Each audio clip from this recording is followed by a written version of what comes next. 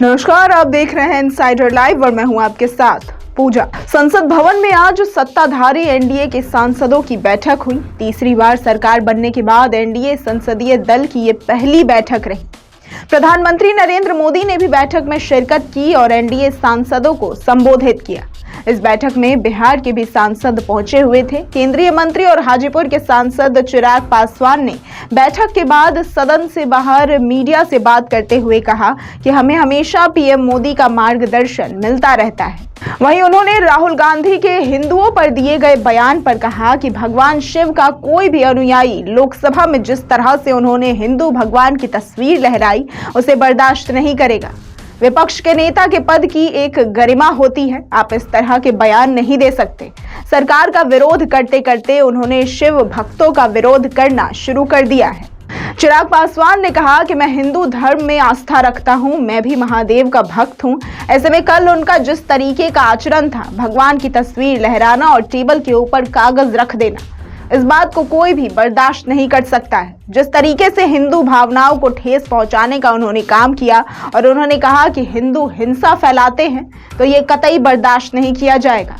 जो लोग सनातन को एक बीमारी बताने का काम करते हैं, तो ये लोग उसी सोच से प्रभावित है और उसी सोच को पटल पर रखते हैं जिसको देश की बड़ी आबादी अस्वीकार करती है। तो सुनिए क्या कुछ कहा चिराग पासवान ने। कोई निर्देश नहीं दिया, प्रधानमंत्री जी का मार्गदर्शन हम लोग को प्राप्त हुआ।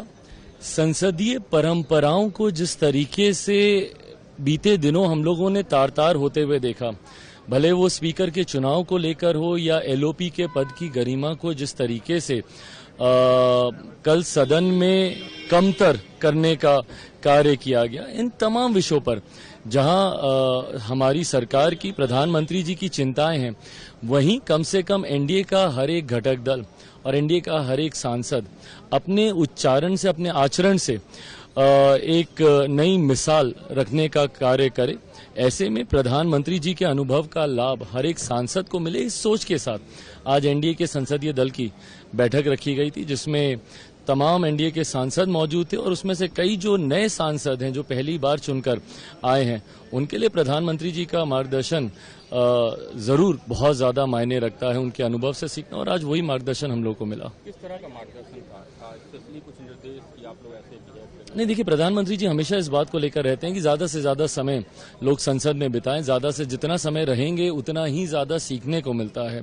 मैंने भी, जब मैं फर्स्ट टाइम सेकंड टाइम सांसद था, सबसे ज्यादा मैंने प्रयास यही किया कि ज्यादा से ज्यादा समय आप हाउस में रहते हैं, डिबेट को सुनते हैं, बहुत सारी बातों को सीखने का आपको मौका मिलता है। ये तमाम बातें प्रधानमंत्री जी के भी द्वारा कही गई। इस तरह से कम्युनल वायलेंस के ऊपर कल उन्होंने कटाक्ष किया बीजेपी के ऊपर, बीजेपी डिवाइड करी लोगों को कम्युनल वायलेंस की लाइन पे, और उसको एक्सपेंज कर दिया गया बाद में।